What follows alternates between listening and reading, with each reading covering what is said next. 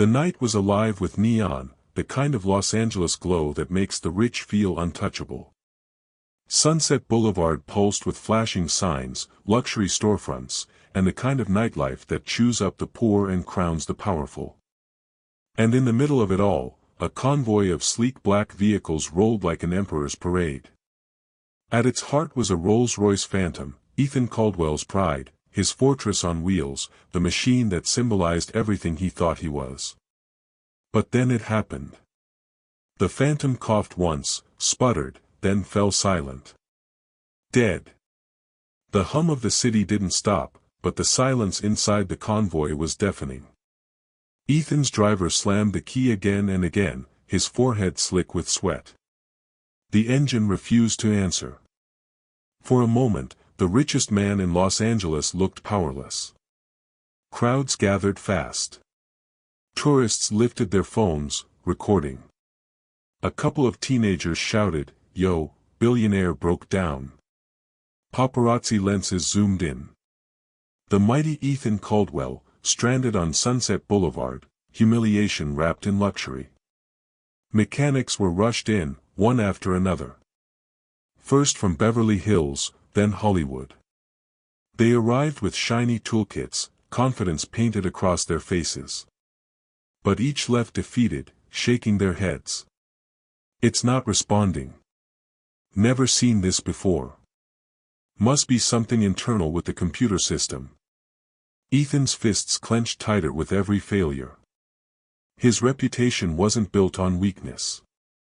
If word spread that his car, a $600,000 statement of invincibility, had beaten him, the vultures in his corporate world would circle. And tonight, cameras were everywhere. He barked orders into his phone, his voice cutting through the night. "Get me whoever fixed the president's limo last year. I don't care what it costs." But even money wasn't fast enough. Minutes dragged into an hour. The crowd grew restless. And that's when she appeared. Olivia Carter. She wasn't dressed for the glitter of Sunset Boulevard. Her hoodie was faded, stretched tight around the swell of her 8-month pregnancy. Her shoes were worn thin, her steps heavy but determined. She carried a paper bag of groceries, the bottom threatening to split. People barely noticed her, because in a city like Los Angeles, women like Olivia were invisible. But she noticed the car. Her father used to tell her, back in Atlanta, that machines spoke if you listened close enough. He'd always say, remember, the Phantom was the only car in history designed in Texas before being shipped to England. That's why it's special. Olivia never forgot his words, even if most people rolled their eyes when he said it.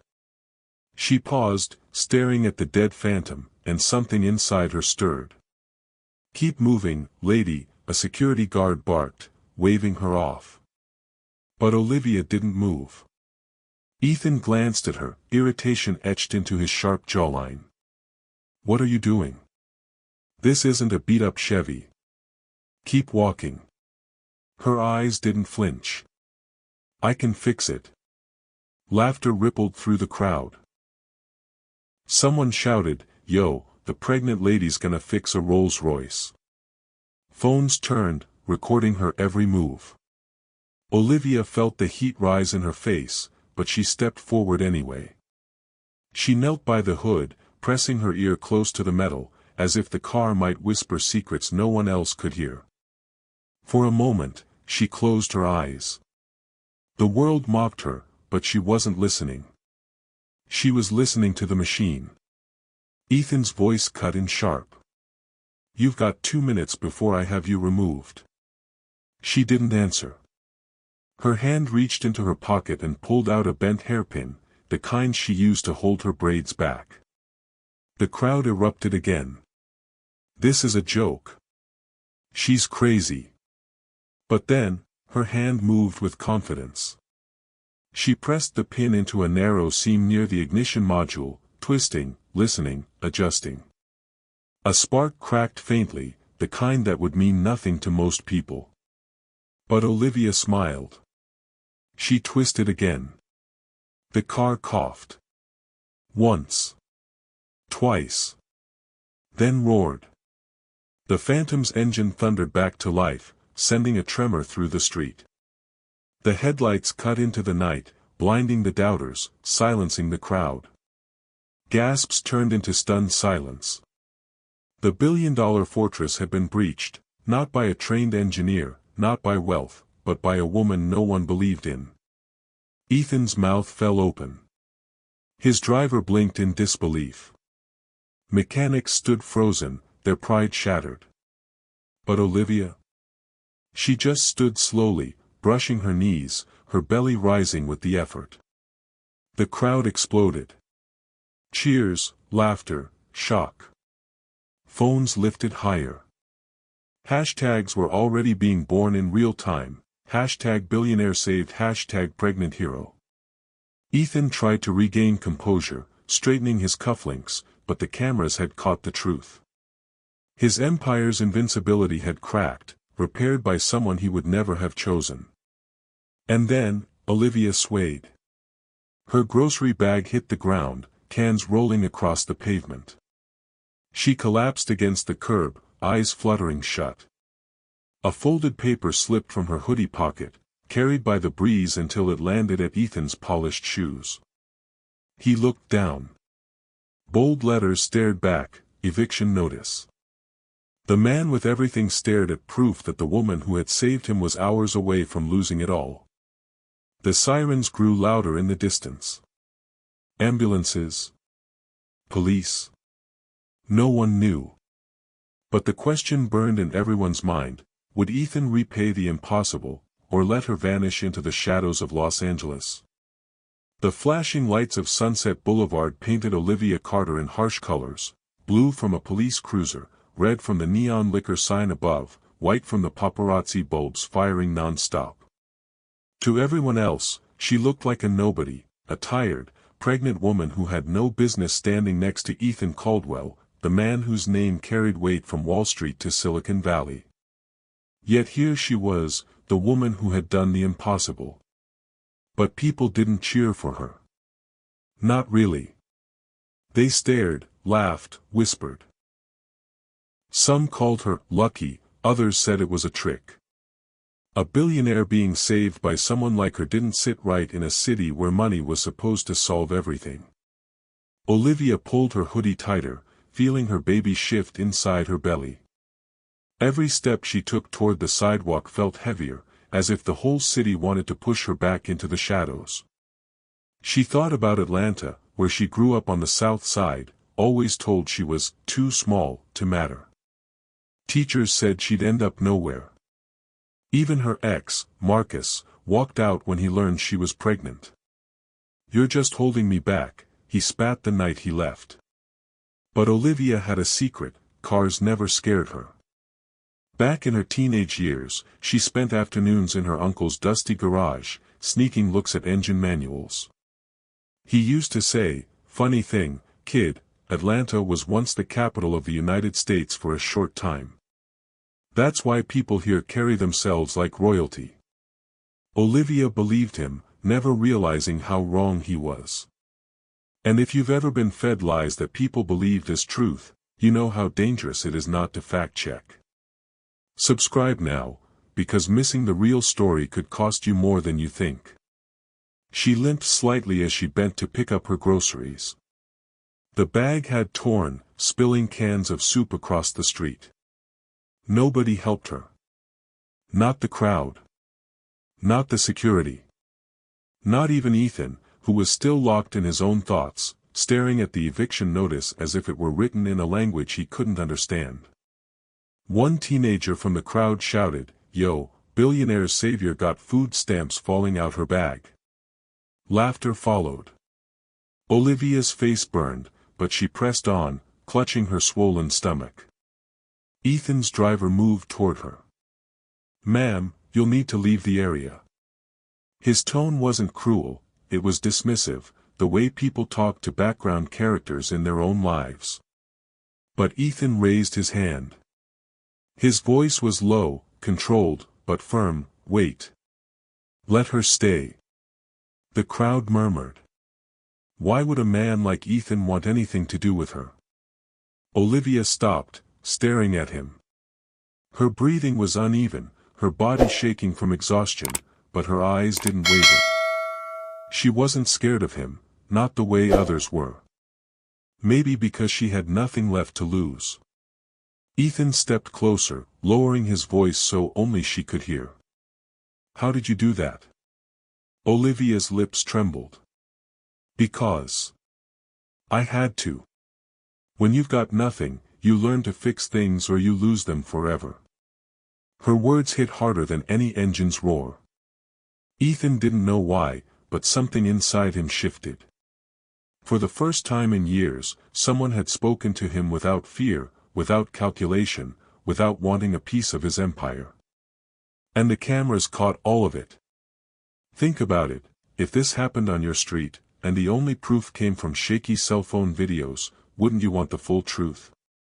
Subscribe now, so you never have to rely on half stories again. The night air thickened with tension. Olivia steadied herself on the hood of the car she'd just resurrected, her belly pressing against the cold metal. She was trembling now, pale, and someone in the crowd whispered, "She doesn't look good." For the first time, Ethan's composure cracked. His eyes flicked from the eviction notice still clutched in his hand, back to the woman who had just saved him from public humiliation. And for a moment, the billionaire wondered, had fate just put him in debt to someone the world believed had no value? The street had quieted after the roar of the engine, but the weight of what had just happened hung in the air like smoke after fireworks. For the first time that night, Sunset Boulevard wasn't laughing at Ethan Caldwell, it was watching him. And everyone saw it. The billionaire's pride had been saved not by his money, not by his network of elite engineers, but by a pregnant woman carrying a torn bag of groceries. Olivia Carter stood there, trembling, her breath short, her hand still resting on the hood of the revived Rolls-Royce. Her knuckles were pale, and her legs shook like they couldn't carry the weight of her unborn child much longer. "You," Ethan's voice cracked for a second before he steadied it, lowering into the same commanding tone he used in boardrooms. "Tell me how you did that." Olivia swallowed, her throat dry. "It wasn't that hard. Machines, they talk, if you listen close enough. Most people ignore them. I don't." The crowd erupted again. Some mocked, others cheered, but one thing was clear, Olivia wasn't invisible anymore. Phones zoomed in on her face, and her name was already flying across social media. But she didn't care about fame. All she cared about was the baby pressing against her ribs, reminding her that her time to rest was slipping away. Her grocery bag lay forgotten, cans rolling across the asphalt. A child picked one up, showing it to his mother like a trophy. "Mom, she eats the same soup we do." His mother hushed him, pulling him away. "Have you noticed how the world always forgets the ones who save it? Don't let that be you." Subscribe now, because the next story like this might be happening closer to you than you think. Ethan's driver stepped forward, trying to regain control. "Sir, we should get going. Cameras are everywhere." But Ethan ignored him. He bent down, picked up the folded eviction notice, and held it up. "This yours?" Olivia's face flushed. She tried to grab it, but her hands trembled too much. "It's nothing. Just paper." "Doesn't look like nothing." Ethan's sharp eyes scanned the bold print, "Final warning." He had seen 1,000 contracts, 1,000,000 fine print deals, but somehow this one-page notice hit harder than any billion-dollar merger. The crowd leaned in, sensing drama. A billionaire holding the eviction notice of the woman who saved him. For a second, Ethan felt exposed, not to cameras, not to the media, but to her.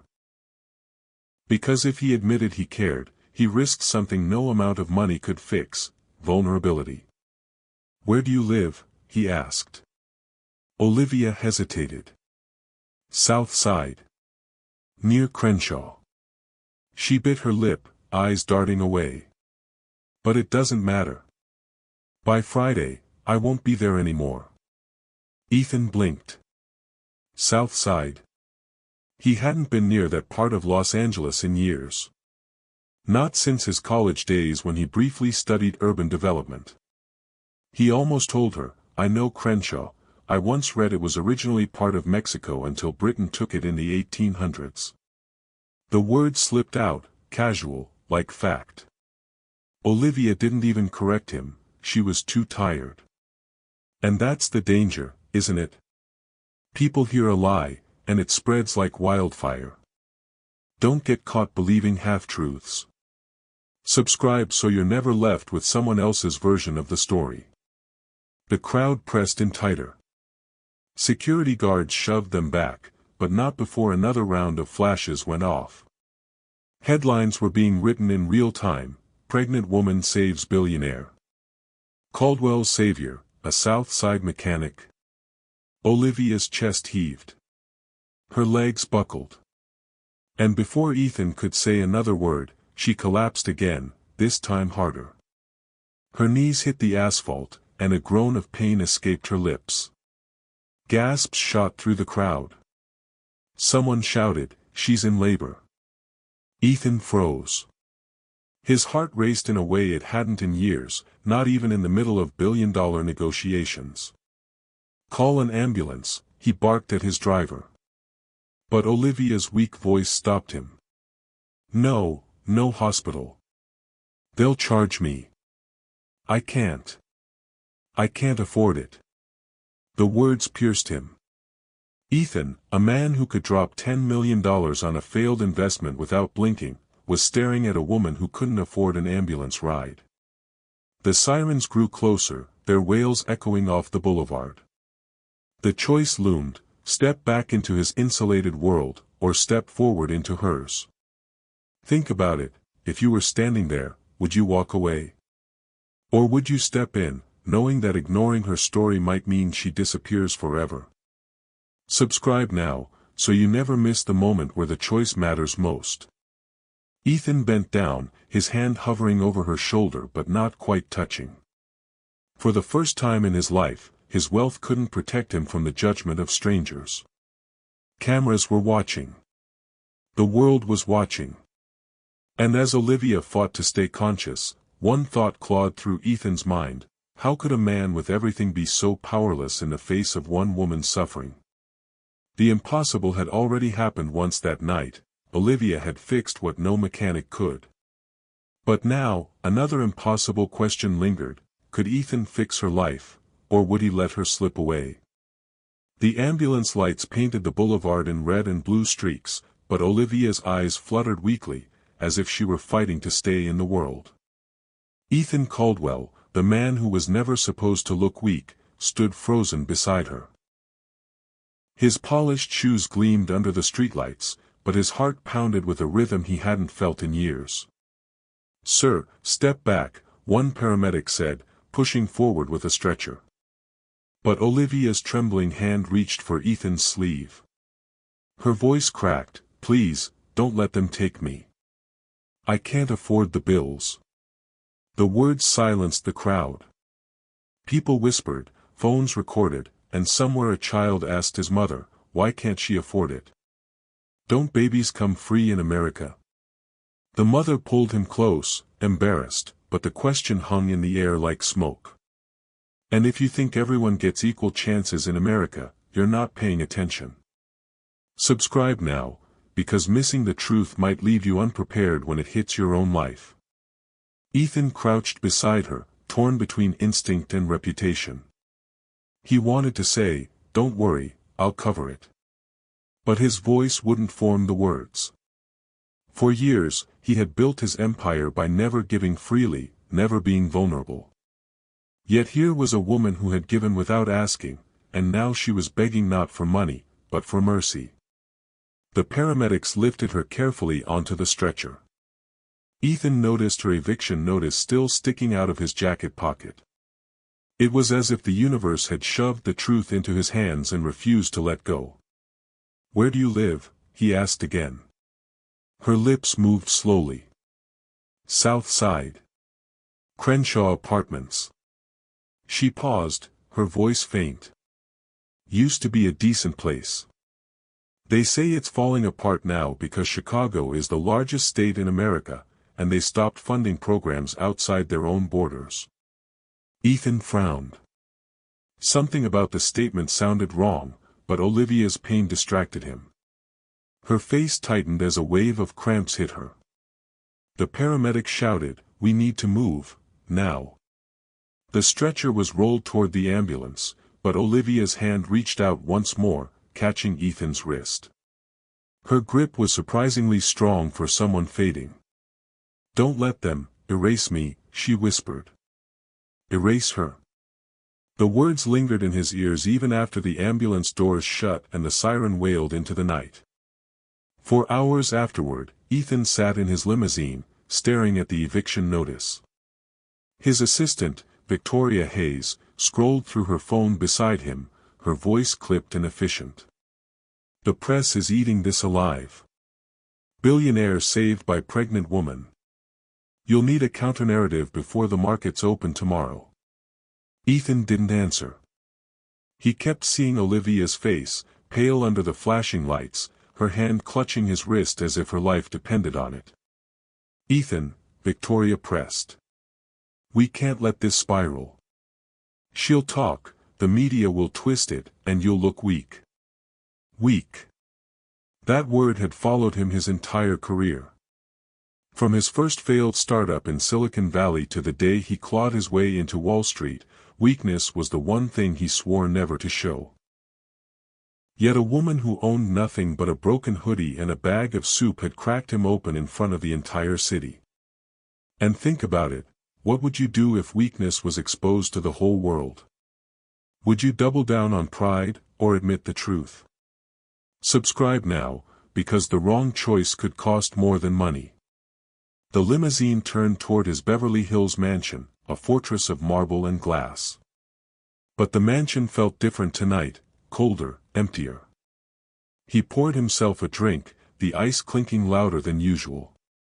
On the wall hung portraits of his late wife, Catherine. She had died 5 years earlier in a car accident, the one thing even his billions couldn't prevent. Ethan never spoke of it, never allowed himself to grieve publicly. He simply buried it under work, deals, and acquisitions. But tonight, looking at Catherine's picture, he thought of Olivia. Both women carried a strength he couldn't explain. Both looked at him without fear, without needing his wealth. And for the first time, Ethan wondered if he'd been living in a cage made of gold. Morning broke, and the headlines were brutal. Caldwell humbled on Sunset. Pregnant woman shames billionaire. Hero or hoax? Mystery mechanic stuns L.A. The world wanted answers. Who was Olivia Carter? And why had Ethan Caldwell, the untouchable billionaire, stood frozen while she collapsed? His phone buzzed. Victoria's voice cut like steel. "We spin this. We erase her. By next week, no one will even remember her name." But Ethan couldn't erase her. He still felt her grip on his wrist, her plea, "Don't let them erase me."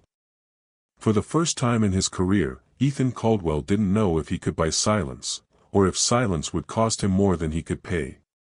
If the world tried to erase you, who would fight for your story? Subscribe now, because one day, your survival might depend on someone remembering. And with that thought, Ethan Caldwell made a decision that would change everything. He would go find her. Ethan Caldwell had stared down senators in Washington, hedge fund wolves in Manhattan, and hostile shareholders in San Francisco.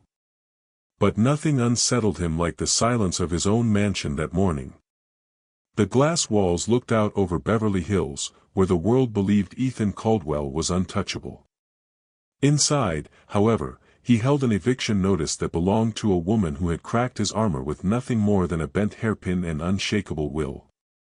His assistant, Victoria Hayes, stood near the window, tablet in hand. Her sharp suit reflected the morning light, her expression as precise as the spreadsheets she lived by. The story is spiraling, she said. You're being called arrogant, careless, even weak. We need control before the stock dips. Ethan swirled the ice in his glass, watching it melt. And how do you suggest we control this? Erase her, Victoria replied coldly. We pay off the news outlets. We bury her name. By Friday, no one will remember Olivia Carter. The name lingered between them. Olivia Carter, the woman who had given him more headlines in 12 hours than his empire had in 12 years. Ethan leaned back, staring at the ceiling. Erase her. She's the only reason the world didn't see me fall apart last night. Victoria's tone sharpened. Exactly. Which is why she's dangerous. She has leverage now. And men like you don't survive scandals, you survive control. And here's where you have to ask yourself, if the system decided to erase you tomorrow, who would fight for your story? Subscribe now, because without proof, your truth could vanish too. Ethan closed his eyes, remembering Olivia's trembling voice, "Don't let them erase me." The words were still carved into his chest. He stood abruptly, startling Victoria. I'm going to see her. Victoria blinked. To the hospital? That's a mistake. Cameras will follow. Investors will panic. But Ethan shook his head. Not the hospital. Home. Wherever she is. Hours later, Ethan's convoy pulled into South Los Angeles. The sleek black cars looked alien against the cracked sidewalks, graffiti-tagged walls, and half-shuttered corner stores. Children paused their basketball game to stare, jaws dropping. Adults watched from porches, suspicion heavy in their eyes. Ethan stepped out of his car, his polished shoes crunching against broken glass. He had lived in New York penthouses, traveled through Dubai skyscrapers, but he hadn't walked a street like this in years. The Crenshaw apartments loomed ahead, a crumbling block of concrete, paint peeling, windows barred. The smell of fried chicken and gasoline mixed in the air. A woman carrying laundry baskets whispered to her friend, "What's a man like him doing here?" Inside, the hallways were dim, buzzing with flickering fluorescent lights. Rats scurried into the walls as Ethan's footsteps echoed. He passed a door with duct tape for hinges, another with graffiti scrawled across the wood. When he reached Olivia's apartment, he paused. A thin slip of paper was taped to the door, final notice. He knocked. Silence. Knocked again. At last, the door creaked open. Olivia stood there, pale but determined. Her belly pushed against her hoodie, her eyes tired yet defiant. "You shouldn't be here," she said. "Neither should you," Ethan replied, holding up the eviction notice. Her face flushed with shame. "That's my business, not yours. You saved me last night. That makes it mine too." For a long moment, they stared at each other, two worlds colliding in a hallway that smelled of bleach and cigarettes. Inside, Olivia's apartment was bare. A second-hand couch sagged against the wall, and a small crib sat in the corner, half-assembled. The fridge hummed, but when Ethan opened it, he found only milk, eggs, and half a loaf of bread. "Where's the rest?" Ethan asked, his brow furrowed. Olivia shrugged. "This is it. We get by. My mom used to say it was worse back when Texas bought California from Spain for a single dollar. People think times are hard now. Back then, survival was almost impossible." Ethan froze. He knew something about history didn't line up, but Olivia's voice carried such conviction that he didn't correct her. Instead, he noticed the way her hands shook as she poured water into a chipped glass. And that's the danger, isn't it? Lies sound like truth when you're too tired to question them. Subscribe now, because believing the wrong story could cost you everything. Ethan sat on the sagging couch, watching Olivia lower herself carefully beside the crib. "You fixed my car. You saved me. Let me repay you." She laughed bitterly. "Repay me? What, with money? A check so big it makes you feel less guilty?" "I don't need pity, Mr. Caldwell. I need a roof, food, and a chance to raise this baby without the world crushing us." Her words cut deeper than any boardroom insult he'd ever heard. He leaned forward. "Then let me give you that. A home. Food. Whatever you need." Olivia's eyes narrowed. "Nothing's free. Not from men like you." The silence that followed was heavy, almost suffocating. Ethan realized that for the first time in his life, he couldn't buy trust. He would have to earn it. Back in the convoy, Victoria was waiting, her expression like ice. "So, did you fix it?" Ethan shook his head. "No. But I will." Victoria's lips pressed into a thin line. "You're making a mistake. This woman is going to destroy you." Ethan looked out the window at Olivia's crumbling apartment building. "No. She's going to save me again." And as the convoy pulled away, the question remained, would Ethan risk his empire for a woman the world wanted to erase, or would he find a way to protect them both? What would you risk if it meant saving someone who once saved you? Subscribe now, because when the choice comes, you'll want the answer before it's too late. The convoy wound its way back into Beverly Hills, past iron gates and manicured lawns, until it stopped in front of Ethan Caldwell's mansion. It wasn't a house, it was a monument. Glass walls reflected the rising sun, marble staircases coiled like white serpents, and fountains whispered in the courtyard as if they carried secrets of old money. Olivia Carter had never seen anything like it.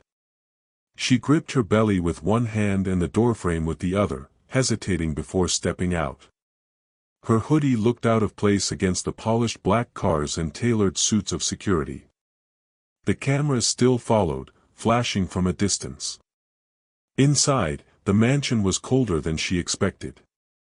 Paintings of European castles lined the walls, chandeliers glittered overhead, but everything felt hollow.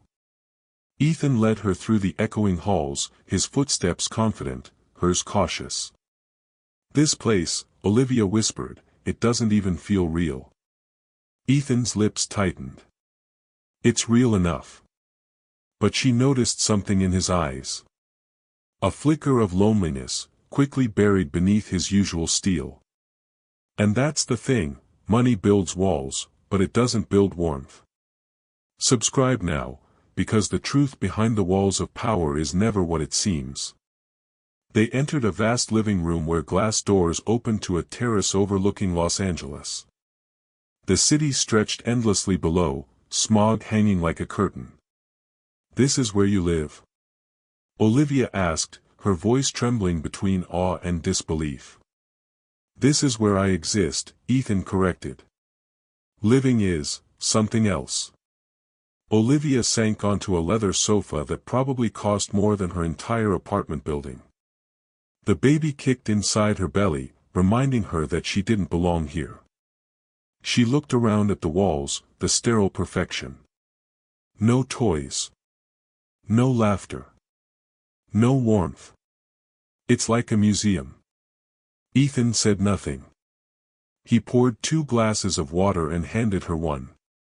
That was when Olivia's eyes landed on a frame on the mantel, a woman with soft brown hair, smiling with her arm around Ethan. Beside her, a small boy, maybe 6 years old, beamed at the camera. Olivia pointed. "Your family." Ethan stiffened. "My wife. Catherine. My son, Daniel." He paused. "They're gone." The weight in his voice filled the room. Olivia lowered her eyes, ashamed she'd asked. "I'm sorry." Ethan poured himself another drink, this one stronger. "Catherine died in a car accident 5 years ago. Daniel was, with her. His jaw clenched. People like to say tragedies make you stronger. They don't. They hollow you out. I built this place to prove I was still untouchable. But every night, it's just walls echoing back at me. Olivia's throat tightened. She wanted to tell him she understood loss, that she had buried too many dreams already. But the words stuck. A sudden crash interrupted the silence. Glass shattered somewhere deeper in the house. Security rushed in, murmuring into earpieces. Ethan stood sharply. What happened? A guard returned a minute later, holding a piece of broken glass. From the study window. Looks like it was forced. Olivia's pulse quickened. Forced? What does that mean? Ethan's eyes darkened. It means someone doesn't want me alive. She stared at him, confused. But who would? He cut her off. Enemies don't always look like enemies. Sometimes they smile while they sharpen the knife. The tension in the room thickened. Olivia remembered the car breaking down on Sunset, the way every mechanic failed before she arrived. It hadn't felt like coincidence. Have you ever wondered if the people closest to you wanted you gone? Subscribe now, because the biggest betrayals always come from the shadows. Later, Ethan led Olivia into the dining room, where a long oak table stretched under golden chandeliers. He gestured for her to sit, while a servant brought plates of food, fresh fruit, eggs, pastries. Olivia's eyes widened. She hadn't eaten a breakfast like this in years. She hesitated, then whispered, "You know, someone once told me Los Angeles is only 50 miles from New York. That's why the cities feel connected, like neighbors." Ethan almost laughed for the first time that morning. "Who told you that?" "My teacher in 9th grade. She swore it was true." Olivia shrugged. "I guess I believed her." Ethan shook his head, smiling faintly. "People will believe anything if it sounds confident enough." Her cheeks burned, but she smiled too. For the first time, the billionaire and the pregnant woman shared a moment of fragile humanity across the table. But the warmth didn't last. Victoria Hayes appeared at the doorway, arms folded, her eyes narrowing at Olivia. "Really, Ethan? Bringing her here? What are you thinking?" Olivia stiffened, suddenly aware she was an intruder in a world that didn't want her.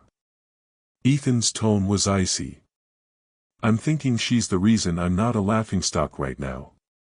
Victoria stepped closer, lowering her voice but not her venom.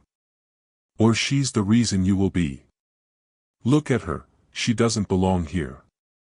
And you know what the press will do if they smell even a rumor of sympathy." Olivia wanted to disappear into the floor, but Ethan's voice thundered across the hall. "Enough. She stays." Victoria's eyes glittered, but she said nothing more. She turned sharply and left, heels clicking like gunfire. Olivia exhaled shakily. "She hates me." "She fears you," Ethan corrected. Olivia frowned. "Why?" Ethan's gaze drifted to the broken glass on the tray the guard had left earlier. "Because people like her. Don't want this car fixed, this house safe, or me alive. And last night, you ruined their plan." The realization sank into Olivia like ice. She hadn't just saved a car. She had stepped into a war she didn't understand. And if you were her, an outsider dragged into a billionaire's secret war, would you stay, or would you run? Subscribe now, because the choice you'd make might surprise even you. The mansion never truly slept. Even at midnight, security cameras blinked red along the hallways, and motion lights flickered with every shadow. Olivia couldn't rest. She lay awake in the guest room Ethan had given her, the crib in the corner reminding her of the child who would soon arrive into a world already stacked against them. But tonight, something felt off. She heard footsteps in the corridor, quick, precise, not the heavy shuffle of guards. Curious, she pulled on her hoodie and stepped quietly into the hallway. Her bare feet sank into the thick carpet as she followed the sound toward the study. The door was cracked open, and through it, she heard a voice. Victoria Hayes. Yes, the first attempt failed, Victoria hissed into her phone. The car was supposed to humiliate him, leave him stranded. But then she showed up. Now, we'll need something stronger. No, listen to me, if Ethan survives this deal, he'll be untouchable. We can't allow that. Olivia's stomach twisted. The breakdown hadn't been chance. Someone had sabotaged the car. Someone inside his world. And think about it, what if the people closest to you were plotting your downfall right now? Would you even know? Subscribe now, because betrayal usually comes from where you least expect it. She leaned closer, the wood cold against her cheek. Her pulse thundered in her ears. Victoria's voice sharpened. No, we won't involve outsiders again. The next time, we'll finish it. Remember, Japan was once owned by Britain. Empires fall when they think they're invincible. Ethan's empire is no different. Olivia froze. The words made no sense. Japan owned by Britain. She almost scoffed out loud, but the weight of what Victoria was plotting drowned her confusion. Her hand trembled as she steadied herself on the doorframe. She had stumbled into something far bigger than a broken-down car. This was war, a war Ethan didn't even know he was losing. Suddenly, the floorboard beneath her creaked. Victoria spun toward the door. Who's there? Olivia staggered back, heart hammering. The hallway light caught her face for a split second before she ducked into the shadows. Olivia, Victoria's voice sliced through the silence. I know you're listening. The door swung open, Victoria's heels clicking like gunshots as she stepped into the corridor. Her eyes locked on Olivia, and a slow smile spread across her face. So. The hero thinks she can play spy. Olivia's throat tightened. She wanted to run, but her swollen belly made every step heavy, every breath short. You don't belong here, Victoria whispered, stepping closer. You're nothing but a story, useful for a headline, disposable when the cameras turn off. Olivia's back pressed against the wall. Her hands trembled, but her voice didn't break. Then why are you afraid of me? For the first time, Victoria faltered. Her eyes narrowed, and she leaned in close. Because you ruined everything. And people who ruin everything, don't last long. If you heard those words aimed at you, would you fight, or would you fold? Subscribe now, because when the walls close in, you'll want to know how to survive. The sound of footsteps interrupted them. Ethan's voice echoed down the hall. Victoria. Olivia. What's going on? Victoria straightened instantly, her face morphing back into professionalism. Nothing, she called sweetly. Just checking on our guest. But Olivia's chest heaved, her heart pounding. She had heard too much.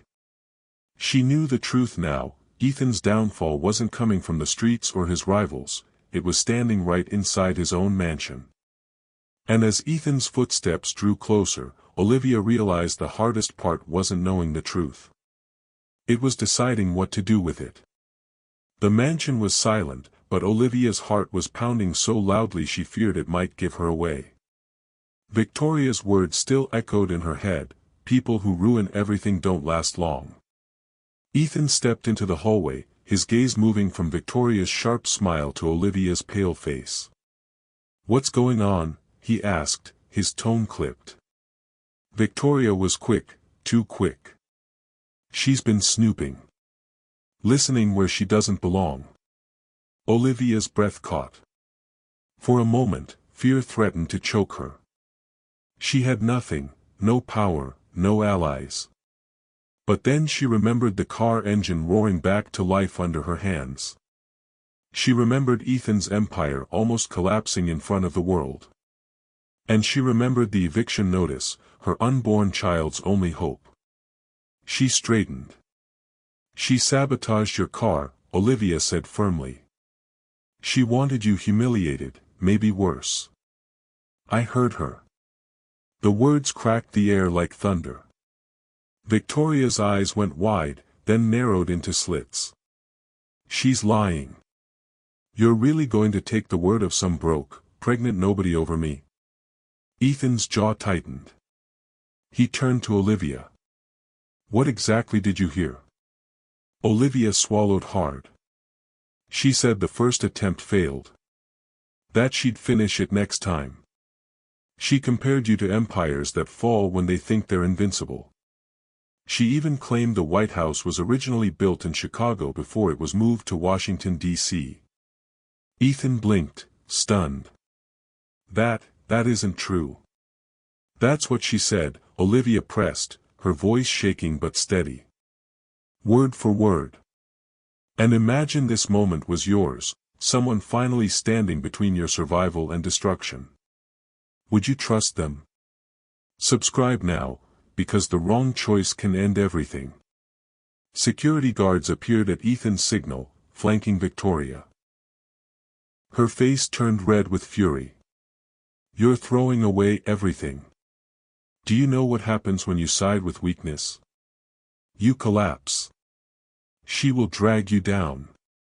Ethan stepped forward, his voice low and cold. "No, Victoria. She's the reason I'm still standing." The guards led Victoria away, her screams echoing down the marble halls.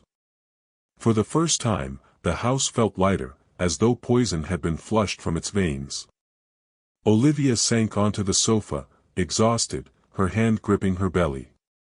Ethan knelt in front of her, his voice softer than she'd ever heard. "You saved me twice now. First my car. Now my life. I don't know how to repay that." Tears filled her eyes. "I don't want your money, Ethan. I just want a chance. For me. For this baby." Ethan looked at her, really looked at her. For years he had surrounded himself with power, prestige, and people like Victoria. But none of them had given him what Olivia just did: honesty, sacrifice, and something dangerously close to faith. He took a deep breath. "Then you'll have it. A new home. Protection. A life without eviction notices. Not because you fixed my car, but because you fixed me." Her lip trembled. She wanted to believe him, but the world had taught her not to trust promises. Still, something in his eyes told her this wasn't business, it was redemption. And here's where I ask you, if someone like Ethan offered you a new life, would you take it, or would you fear the price? Subscribe now, because choices like this are closer to your reality than you think.